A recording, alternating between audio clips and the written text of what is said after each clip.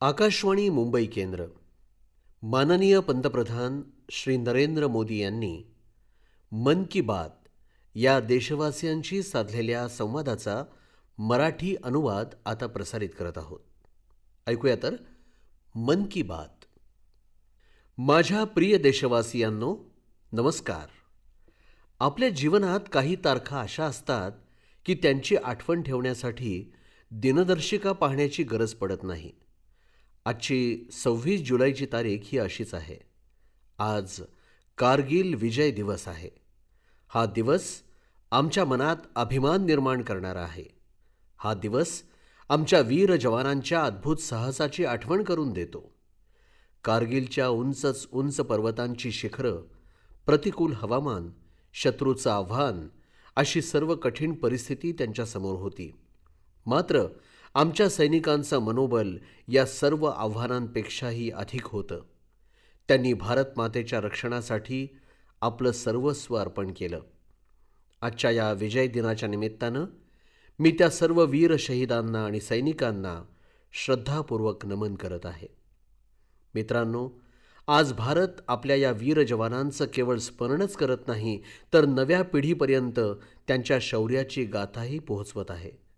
याच भावनेतून यावर्षी एक शौर्य विजय यात्राही काढण्यात आली होती. 14 जुलैला दिल्लीच्या नॅशनल वॉर मेमोरियलपासून सुरू झालेली ही मोटरसायकल यात्रा द्रासच्या कारगिल वॉर मेमोरियलपर्यंत पोहोचणार आहे. या यात्रेचा संदेश आहे one ride, one nation, one salute. ही यात्रा आम्हाला याचं स्मरण देते की देशासाठी केलेलं बलिदान कधीही विसरलं जाणार नाही. मित्रांनो, आज भारत आपल्या सैनिकांच्या साहसाबरोबरच आपली तांत्रिक क्षमताही अधिक मजबूत करत आहे. काही दिवसांपूर्वीच भारतीय नौसेनेत INS महेंद्रगिरी ही युद्धनौका सामील करण्यात आली. या आधुनिक युद्धनौकेचं डिझाईन भारतातच तयार करण्यात आलं होतं. याच्या बांधणीमध्ये 75% स्वदेशी सामुग्रीचा वापर करण्यात आला आहे. आत्मनिर्भर भारताच्या वाढत्या शक्तीचं हे प्रतीक आहे. याच महिन्यात DRDOनं पिनाका लाँग रेंज गायडेड रॉकेटचंही यशस्वी परीक्षण केलं. या यशात आमच्या वैज्ञानिकांचे आणि अभियंत्यांचे सामूहिक कष्ट आहेत. 2-3 दिवसांपूर्वी DRDOनं कुशा क्षेपणास्त्राचंही यशस्वी परीक्षण केलं आहे. मित्रांनो, आज संरक्षण सामुग्रीचं उत्पादन असो, संरक्षण निर्यात असो किंवा मित्र देशांबरोबरचं राजकीय सहकार्य असो, भारत सातत्यानं नव्या उंचीच्या दिशेनं पुढे जात आहे.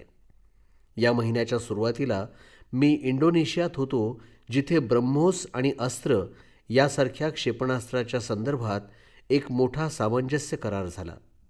जगाचा भारताच्या संरक्षण सामुग्रीवरचा आणि तंत्रज्ञानावरचा विश्वास वाढतो आहे.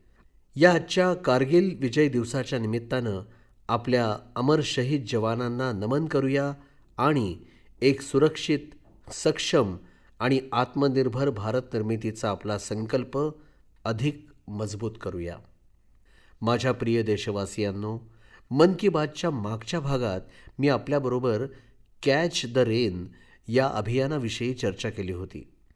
मी असा आग्रह केला होता की पावसाचा प्रत्येक थेंब वाचवण्यासाठी या उपक्रमाला जनआंदोलन केलं जावं. कॅच द रेनचा संदेश अगदी साधा सरळ आहे. जिथं पाऊस पडेल, जेव्हा पाऊस पडेल, तेव्हा पाण्याचं तिथेच जतन करावं. यासाठी 4 जुलैपासून देशभरात एक विशेष उपक्रम चालवला जात आहे. याद्वारे पावसाच्या पाण्याची साठवणूक, भूजल पाण्याचं पुनर्भरण, जुन्या जलस्रोतांचं पुनरुज्जीवन आणि वृक्षारोपणाला नवी चालना दिली जाणार आहे. मला या गोष्टीचा आनंद होत आहे की गाव असो की शहर, पंचायत असो की सामाजिक संस्था, सर्व जागी लोकांनी हिरिरीनं सहभाग नोंदवला आहे. कितीतरी जुन्या तलावांमधून गाळ काढण्यात आलेला आहे. कित्येक विहिरी आणि बावांना पुन्हा जीवित करण्यात आलं आहे. बंद पडलेल्या बोअरवेल्स भूजल पुनर्भरणाच्या माध्यम बनत आहेत. मित्रांनो, मध्य प्रदेशातल्या सीधी जिल्ह्यात जवळजवळ 1,500 तलाव तयार करण्यात आलेले आहेत. नरसिंहपूरमध्ये अमृत सरोवरं पुन्हा जिवंत करण्यात आली आहेत. महाराष्ट्रातल्या नाशिकमध्ये मोठ्या प्रमाणात पाण्याची साठवणूक क्षमता विकसित करण्यात आली आहे. आंध्र प्रदेशातील नंदियाल जिल्ह्यात सर्व ग्रामपंचायती या उपक्रमाशी जोडल्या गेल्या आहेत आणि जुने तलाव पुन्हा वापरात आणले जात आहेत. आमची शहरं देखील यात मागे नाहीत. छत्तीसगडच्या कोरबा, ओडिशाचं भुवनेश्वर आणि आंध्र प्रदेशमधील विजयनगरममध्ये या उपक्रमाचे अनुकूल परिणाम दिसू लागले आहेत. या आपणही सर्वजण आपल्या जवळच्या कोणत्याही तलाव, विहीर किंवा बावेची जबाबदारी घेऊया आणि पाण्याचा प्रत्येक थेंब वाचवूया. आज वाचवलेला प्रत्येक थेंब येणाऱ्या पिढीच्या भविष्यासाठीची सर्वात मोठी ठेव आहे. माझ्या प्रिय देशवासियांनो, काही दिवसांपूर्वी ग्लासगोमध्ये राष्ट्रकुल स्पर्धा सुरू झाल्या आहेत. प्रत्येक देशवासी भारतीय पथकाला शुभेच्छा देत आहे. आपल्या या शुभेच्छांच्या बळावर सर्व खेळाडूंनी चांगली कामगिरी करावी आणि लोकांची मनंही जिंकावीत अशी त्यांची कामना आहे. मित्रांनो, आमच्या युवकांनी नजीकच्या काही दिवसांमध्ये झालेल्या खेळांमध्ये दैदिप्यमान यश मिळवलेलं आहे. PV सिंधू बॅडमिंटनमध्ये जपान खुल्या स्पर्धेचं अजिंक्यपद पटकावणारी पहिली भारतीय खेळाडू ठरली आहे. तिच्या या यशाबद्दल सर्व देशाला अभिमान आहे. भारतीय महिला क्रिकेट संघानं लंडनमध्ये लॉर्ड्स स्टेडियमवर पहिल्या क्रिकेट कसोटी सामन्यात विजय मिळवलेला आहे. आमच्या संघानं 270 धावांनी हा सामना जिंकला आहे. हा एक ऐतिहासिक विजय आहे. ही केवळ एकच गोष्ट नाही, तर लॉर्ड्सच्या दीर्घ इतिहासात महिलांचा हा पहिलाच सामना होता. 1983 मध्ये याच मैदानावर भारतानं आपला पहिला क्रिकेट विश्वचषक जिंकला होता. आमच्या नारी शक्तीनं देशाचं नाव उज्ज्वल केलं आहे. मित्रांनो, काही प्रयत्न असेही असतात ज्यांचं महत्त्व फार असतं. मला केरळमधील अर्नाकुलमच्या दक्षिणेकडील चित्तूरमधील अशाच एका खेळातील प्रयत्नाची माहिती मिळाली आहे. तिथं एका शाळेत संस्कृत क्लब आहे. तिथले शिक्षक अभिलाष यांनी वेगळ्याच पद्धतीनं संस्कृत लोकप्रिय केलं आहे. या उपक्रमाला त्यांनी अक्षर कंदुक असं नाव दिलं आहे. या संस्कृत शब्दांना फुटबॉलमध्ये वापरण्यात येणाऱ्या शब्दांशी जोडून सहज पद्धतीनं समजावण्यात येतं. यामुळे शिकण्याचा आनंद तर मिळतोच, त्याचबरोबर खेळांच्या प्रती लोकांमध्ये आवड निर्माण होते. माझ्या प्रिय देशवासियांनो, मागच्या रविवारी झालेल्या विक्रम-1 या अंतराळ यानाच्या यशस्वी प्रक्षेपणाचा प्रत्येक देशवासियाला अभिमान वाटत आहे. आम्ही सर्व भारतवासी अंतरिक्ष क्षेत्रातील ऐतिहासिक क्षणाचे साक्षीदार झालो. हे खाजगी क्षेत्राद्वारे विकसित केलेलं भारताचं पहिलंच रॉकेट आहे. आमच्या तरुण नवोन्मेषकांनी जे करून दाखवलं त्याची कल्पनाही करणं कठीण होतं. त्यांनी उच्च कोटीचं कौशल्य, आवड आणि संयम दाखवला. अनेक वर्षांपासून आमचं अंतरिक्ष क्षेत्र खाजगी क्षेत्रासाठी बंद होतं. या क्षेत्रात आपली प्रतिभा दाखवण्याची आवड असलेल्या युवकांना फारशी संधी मिळत नव्हती. युवकांचं हित पाहून आम्ही अंतरिक्ष क्षेत्राला खाजगी क्षेत्रासाठी खुलं केलं. आज त्याचे परिणाम सारं जग पाहत आहे. मित्रांनो, आमचे तरुण साथीदार विज्ञान क्षेत्रातही भारताचं नाव उंचावत आहेत. विज्ञान ऑलिम्पियाड ही सर्वात महत्त्वपूर्ण अशा स्पर्धांमधील एक स्पर्धा आहे. यामध्ये मोठ्या संख्येनं विद्यार्थी भाग घेत असतात. या महिन्यात फिजिक्स, केमिस्ट्री, बायोलॉजी आणि मॅथमॅटिक्स या विषयांची ऑलिम्पियाड झाली. या स्पर्धेत भारतीय चमूचं प्रदर्शन दैदिप्यमान झालं. भौतिकशास्त्राच्या ऑलिम्पियाडमध्ये आमच्या सर्व 5ही विद्यार्थ्यांनी सुवर्णपदक जिंकलं आणि भारताला पहिली श्रेणी मिळाली. मागच्या एका दशकात भौतिकशास्त्रात झालेल्या सर्व ऑलिम्पियाडमध्ये आमचे विद्यार्थी जिंकलेले होतेच. रसायनशास्त्रातही यावर्षी आमच्या सर्व विद्यार्थ्यांनी सुवर्णपदक जिंकलं आहे. ही आत्तापर्यंतची आमची सर्वात चांगली कामगिरी ठरली आहे. जीवशास्त्राच्या ऑलिम्पियाडमध्ये विद्यार्थ्यांनी पदकं जिंकली, ज्यात एका सुवर्णपदकाचाही समावेश आहे. तसंच गणिताच्या ऑलिम्पियाडमध्ये आमच्या विद्यार्थ्यांनी 2 सुवर्ण आणि 4 रौप्य पदकं आपल्या नावावर केली आहेत. मला देशाच्या युवाशक्तीबद्दल खूप अभिमान आहे. हे पाहून आनंद होतो की भारतात ऑलिम्पियाड आणि हॅकेथॉनची संस्कृती सातत्यानं वाढत आहे.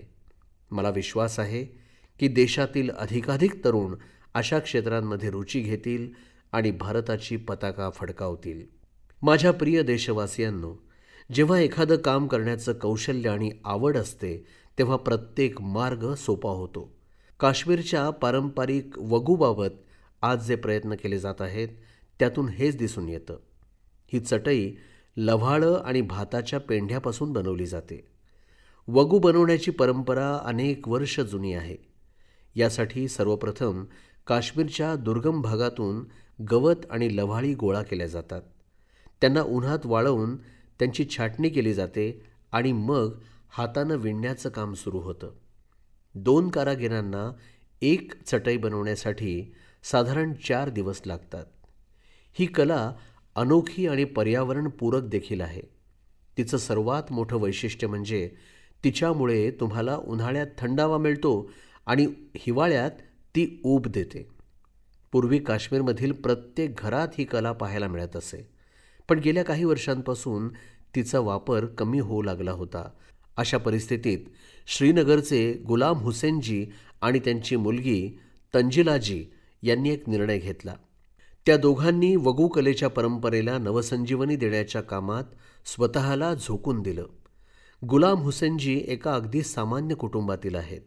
या कामात त्यांना अनेक आव्हानांचा सामना करावा लागला, पण वगूचं जतन करण्याचा त्यांचा निर्धार कायम राहिला. लवकरच अनेक लोक त्यांच्या या प्रयत्नांमध्ये सामील होऊ लागले. गुलाम हुसेनजींनी हे कौशल्य खूप वाढवलं. त्यांना त्यांच्या या मोहिमेत स्थानिक पातळीवर सरकारी मदतही मिळाली. आज झपाट्यानं लोकप्रिय होत असलेली वगू कला देशाच्या इतर भागांमध्येही पोहोचत आहे. या प्रयत्नांशी संबंधित असलेल्या सर्वांचा मला खूप अभिमान आहे. आज आम्ही सर्वजण स्थानिक उत्पादनांवर भर देत आहोत. व्होकल फॉर लोकल या मंत्राचं आम्ही पालन करत आहोत. अशात एकदा अवश्य विचार करा की काश्मीरचा वगू आपल्याही घरात असेल. मित्रांनो, आपल्या देशात चहा हे केवळ एक पेय नाही, तर ती आपलेपणाची भावना देखील आहे. सकाळची सुरुवात असो, मित्रांना भेटणं असो किंवा कुटुंबासोबत वेळ घालवणं असो, चहा प्रत्येक प्रसंगाचा एक भाग बनतो. तसं चहाशी माझं नातं काय आहे हे तुम्हालाही चांगल्या प्रकारे माहीत आहे. पण आज मी ज्या चहाबद्दल बोलत आहे त्यानं केवळ आपल्याला उत्तम चवच दिली नाही, तर अनेक भगिनींच्या जीवनात स्वावलंबनाचा एक नवीन सुगंधही दरवळवला आहे. उत्तर प्रदेशातील बिजनौर जिल्ह्यातील लखीवाला गावातील एका बचत गटाशी संबंधित महिलांनी विदूर प्रेरणा स्वदेशी हर्बल टी तयार केला आहे. यामध्ये गवती चहा, गुळवेल, ज्येष्ठ मध, तुळस, कच्ची हळद, दालचिनी, वेलची आणि बडीशेप यासारखे नैसर्गिक घटक आहेत. आपल्या अनोख्या चवीमुळे आणि गुणधर्मांमुळे या चहाला अल्पावधीतच लोकांमध्ये एक विशेष ओळख मिळाली आहे. या हर्बल चहाला प्रयागराजच्या महाकुंभात आणि दिल्लीच्या 8व्या इंटरनॅशनल फूड फेस्टिवलमध्ये खूप पसंती मिळाली. परदेशातील लोकांनीही यात रस दाखवला आहे. मित्रांनो, सगळ्यात प्रेरणादायी गोष्ट म्हणजे या प्रयत्नांची सुरुवात. केवळ 1,00,000 रुपयांपासून याची सुरुवात झाली. आज हा ब्रँड देशाच्या मोठमोठ्या संस्थांपर्यंत पोहोचला आहे. या प्रयत्नांपासून एक शिकवण मिळते, ती म्हणजे जेव्हा स्थानिक निसर्ग, ज्ञान आणि महिलांचा आत्मविश्वास या 3 गोष्टी एकत्र येतात, तेव्हा एक छोटासा प्रयत्न देखील मोठ्या बदलाची पायाभरणी करतो. माझ्या प्रिय देशवासियांनो, एक पेड़ माँ के नाम या अभियानाच्या माध्यमातून देशभरातील जनता निसर्गाप्रती आपली जबाबदारी चोख पार पाडत आहे. जेव्हा समाज या भावनांशी स्वतःला जोडतो तेव्हा अनेक प्रेरणादायी आणि सुंदर उदाहरणं समोर येतात. मित्रांनो, लोकसहभागाची अद्भुत ताकद अहमदाबाद इथं पाहायला मिळाली. भाडज परिसरात केवळ एका तासात 3.5 लाखांहून अधिक रोपं लावण्यात आली. या अभियानात 25,000हून अधिक लोकांनी आपला सहभाग नोंदवला. यामध्ये शालेय विद्यार्थी, राष्ट्रीय छात्र सेनेचे कॅडेट्स, स्वयंसेवक आणि सामान्य नागरिक या सर्वांनी सहभाग घेतला. येत्या काही वर्षात या रोपांचं एका घनदाट शहरी वनात रूपांतर होईल आणि या प्रयत्नांची गिनीज बुक ऑफ वर्ल्ड रेकॉर्डमध्ये नोंद झालेली आहे. मित्रांनो, एक पेड माँ के नाम या मोहिमेअंतर्गत उत्तर प्रदेशातही जनशक्तीचं एक अद्भुत उदाहरण पाहायला मिळालं. इथं 12 जुलै रोजी 35 कोटींहून अधिक रोपं एका दिवसात लावण्यात आली. मी उत्तर प्रदेशचा खासदार असल्यामुळे माझ्यासाठी देखील ही एक अभिमानाची गोष्ट आहे. माझ्या प्रिय देशवासियांनो, झाड ही केवळ माणसासाठीच नव्हे तर असंख्य जीवांसाठी देखील नैसर्गिक अधिवास आहे. जवळपास 60 वर्षांनंतर भारतीय करड्या रंगाचा धनेश पुन्हा एकदा गुजरातच्या पर्वतीय जंगलांमध्ये आपली घरटी बांधत आहे. जंगलांमध्ये अनेक वर्षांपासून सुरू असलेल्या संवर्धन आणि पुनरुज्जीवन या प्रयत्नांचीच ही फलनिष्पत्ती आहे. धनेश पक्षाला जंगलाचा शेतकरी म्हटलं जातं. तो फळं खातो आणि बिया दूरपर्यंत पसरवतो. या बियांमधून जंगलांमध्ये नवीन झाडं उगवतात. अशा प्रकारे एक पक्षी जंगलाला अधिकाधिक समृद्ध करतो. मला आपल्याला सर्वांना एक सांगायचं आहे की आपण आपल्या आयुष्यातली एखादी विशेष संधी जंगलासोबत जोडायला हवी. आईच्या नावानं एखादं झाड लावायला हवं. आज लावलेलं एक रोप येणाऱ्या पिढ्यांसाठी हिरवळ, स्वच्छ हवा आणि सुंदर भविष्याचा वारसा ठरू शकतं. माझ्या प्रिय देशवासियांनो, आज प्लास्टिक प्रदूषण सर्व जगासाठी एक मोठं आव्हान बनलं आहे. एकल वापराच्या प्लास्टिकच्या कचऱ्यामुळे निसर्गाला अनेक वर्ष हानी पोहोचते. त्यामुळे योग्य वेळी प्लास्टिकची विल्हेवाट लावणं अत्यंत महत्त्वाचं आहे. मित्रांनो, कचऱ्यातून संपत्ती निर्माण करण्याचं एक उत्तम उदाहरण बिहारमधल्या सीतामढी इथं पाहायला मिळत आहे.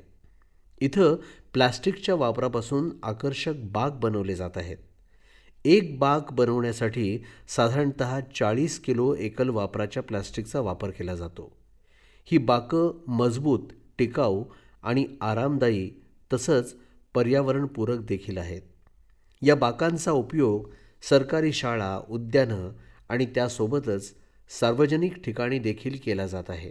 त्यामुळे पर्यावरण संरक्षणाविषयी जागरूकता या दोन्ही क्षेत्रांमध्ये वाढत आहे. या प्रयत्नात स्थानिक संघटनांबरोबरच जिल्हा प्रशासन देखील महत्त्वाची भूमिका बजावत आहे. त्यामुळे स्थानिक पातळीवर रोजगाराच्या संधी देखील निर्माण होत आहेत. प्लास्टिकचा वापर कमी करा, पुन्हा वापरा आणि पुनर्वापर करा हे केवळ एक घोषवाक्य नसून आपल्या जीवनाचा अविभाज्य भाग बनत आहे. सीतामढीचा प्रयत्न आपल्याला हाच संदेश देत आहे. मित्रांनो, तुम्हाला कदाचित लक्षात असेल, मागच्या मन की बातमध्ये मी गणेश उत्सवाबद्दल बोललो होतो. मी तुम्हा सर्वांना आग्रह केला होता की आपण आपल्या देशातील मातीपासून बनवलेल्याच गणपतींची पूजा करावी. प्लास्टर ऑफ पॅरिसपासून बनवलेल्या मूर्तींऐवजी तसंच परदेशातून आणलेल्या मूर्तींऐवजी आपण आपल्या घरात आपल्या देशातल्या मातीपासून बनवलेल्या गणपतीच्या मूर्तीची स्थापना करावी. याबाबत मला देशभरातून प्रतिक्रिया प्राप्त झाल्या आहेत. त्यामध्ये लोकांनी माझी विनंती स्वीकारल्याचं मला सांगितलं.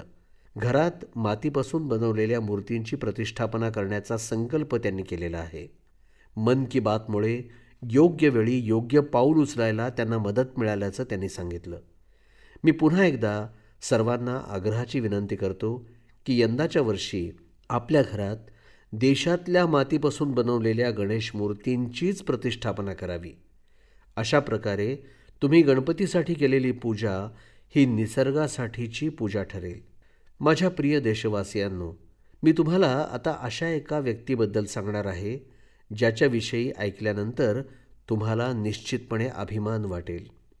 विज्ञान आणि संशोधनाच्या क्षेत्रात हिरिरीने काम करणारे आणि जगात स्वतःची ओळख निर्माण करणारे, तरी देखील आपल्या मातीशी घट्ट नातं असलेले आणि वेळोवेळी तिचा सन्मान करण्यास न विसरणारे हे आहेत मणिपूरचे डॉक्टर रोनाल्डो रेशरामजी. नाव रोनाल्डो असलं तरी खगोल भौतिकशास्त्रज्ञ असणारे डॉक्टर रेशरामजी जपान इथं काम करतात. आकाशगंगांच्या एका विशाल समूहाचा शोध लावणाऱ्या एका चमूचा ते एक भाग होते. तुम्हाला जाणून घ्यायचं आहे त्यांच्या कामाबद्दल? तर त्यांनी मणिपूरमधल्या एका सुंदर तलावाच्या नावावरून या समूहाला लोकटाक प्रोटो क्लस्टर असं नाव दिलं. लोकटाक हे इथल्या एका मोठ्या गोड्या पाण्याच्या तलावाचं नाव आहे. या तलावात तरंगणाऱ्या टेकड्या एक अद्भुत असं दृश्य तयार करतात, जसं की एखाद्या महासागरात छोटी छोटी बेटं तरंगत आहेत. विश्वातल्या या तरुण आकाशगंगा देखील एक विशाल रचना अशा प्रकारे तयार करतात. हाच लोकटाक तलाव आज केवळ देशामध्येच नाही तर जगात आपलं नाव उंचावतोय आणि आपल्या सगळ्या भारतीयांसाठी ही एक अभिमानास्पद बाब आहे. आपली नाळ आपल्या संस्कृतीशी घट्ट करून आपण परदेशातही उंची गाठू शकता, हाच संदेश आपल्या तरुण मित्रांना यातून मिळतो. हीच ती बांधिलकी जी तारकांच्या दुनियेतही प्रकाशमान होऊ शकते. माझ्या प्रिय देशवासियांनो, येत्या 7 ऑगस्ट रोजी आपण राष्ट्रीय हातमाग दिवस साजरा करणार आहोत. त्यानिमित्तानं आपण आपल्या विणकर बंधूंच्या कौशल्याचा आणि सर्जनशीलतेचा गौरव करणार आहोत. पिढ्यानपिढ्या चालत आलेली ही परंपरा ते पुढे चालवतात. त्यांच्या हातून निर्माण झालेला प्रत्येक पोशाख त्या प्रदेशाची, एका समाजाची आणि त्याच्याशी संबंधित प्रत्येकाची कहाणी प्रतिबिंबित करतो. यांच्यामुळेच भारताचा सांस्कृतिक वारसा जपला जातोय. हस्तकलेला प्रोत्साहन देऊन आपण आपल्या या विणकर बांधवांचा सन्मान करूया, अशी मी आज आपल्याला विनंती करतो. चला तर व्होकल फॉर लोकल या भावनेला आपण अधिक बळकट करूया. मित्रहो, सरकारकडून हातमागाला मिळत असलेल्या प्रोत्साहनामुळे आज आपल्या विणकर बांधवांचं जीवनमान उंचावत आहे. पोचमपल्ली ते पाटणा आणि कुथमपल्ली ते कच्छपर्यंत याची अनेक उदाहरणं पाहायला मिळतात. आज अनेक लोक आणि गटांमुळे या गौरवशाली परंपरेला नवीन ऊर्जा आणि ओळख मिळत आहे. काही जण पोचमपल्ली इकतच्या सुंदर परंपरेला, तर काही जण केरळच्या कासा कलेला प्रोत्साहित करत आहेत, तर काही जण महिला विणकरांना एकत्र करून लोकरीची उत्पादनं बनवत आहेत. यामुळे आमच्या माता भगिनींना रोजगारही मिळत आहे. मला आणखी एका विषयाबद्दल विशेषत्वानं बोलायचं आहे, तो म्हणजे खादी. आपल्या सर्वांना माहितीच आहे की महात्मा गांधींना खादी अतिशय प्रिय होती. आम्ही दिलेल्या प्रोत्साहनामुळे खादीची विक्री गेल्या 12 वर्षात 6 पटींनी वाढली. विक्रीचा आकडा आता 8,000 कोटींपर्यंत पोहोचलेला आहे. म्हणूनच मी आपल्याला आग्रह करतो की येणाऱ्या सणासुदीच्या काळात आपण खादी, हातमाग आणि हस्तकलेच्या काही ना काही वस्तू खरेदी करा. माझ्या प्रिय देशवासियांनो, भारतामध्ये किती प्रकारची वाद्ये आहेत असं जर तुम्हाला विचारलं तर तुम्ही नक्कीच विचारात पडाल. याचं कारण आपल्याकडे असंख्य वाद्य आणि त्याच्याशी संबंधित विशिष्ट परंपरा आहेत. त्रिपुराचं चौंगप्रेंग हे आदिवासींमध्ये अतिशय लोकप्रिय असलेलं वाद्य आहे. बांबूपासून बनवलेलं आणि 3 तारा लावलेलं असं हे एक सुमधूर वाद्य आहे, जे सरोद या वाद्याशी संबंधित आहे.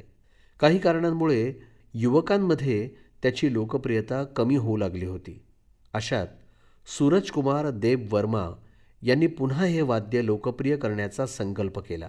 आज त्यांच्या प्रयत्नांना यश येत आहे. ते चौंगप्रेंगसोबतच तिथली अन्य पारंपरिक वाद्यही वाजवतात. त्यांना लोकगीतं, कोकबोरोक, बाऊल गीतं, बंगाली लोकगीतं खूप आवडतात. आता मी आपल्याला त्यांच्या वादनाचा एक छोटासा भाग ऐकवू इच्छितो. मला खात्री आहे तुम्ही हे संगीत कधीच विसरू शकणार नाही.